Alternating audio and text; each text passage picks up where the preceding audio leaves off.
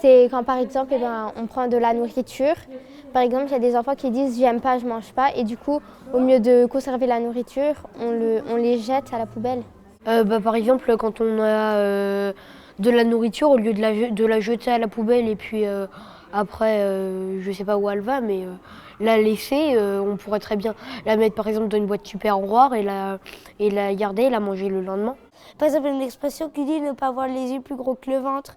Ça veut dire, voilà, comme ça, donc il faut quand même prévoir ce qu'on va manger d'abord. Donc voilà, parce que sinon, après, on va tout gaspiller. Donc alors, on prend d'abord un petit peu de nourriture et après, on en reprend si on en veut encore. Comme mon père fait, on regarde combien on est dans la famille, on achète ce qu'il faut de chacun et puis voilà, c'est tout. J'ai déjà vu acheter des cordons bleus, des croque-monsieur, des pâtes, des trucs comme ça, enfin des trucs qui se mangent.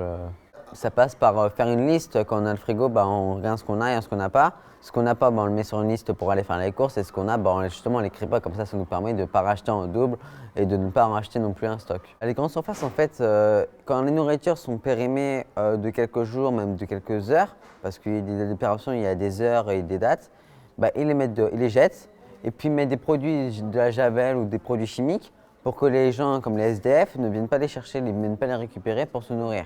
Il y a des gens qui sont dans la rue et qui sont dans le besoin et au lieu de mettre de l'eau de javel dans les poubelles, on pourrait très bien les sortir pour que eux puissent en profiter. Je sais pas, peut-être qu'un jour on inventera recycler la nourriture.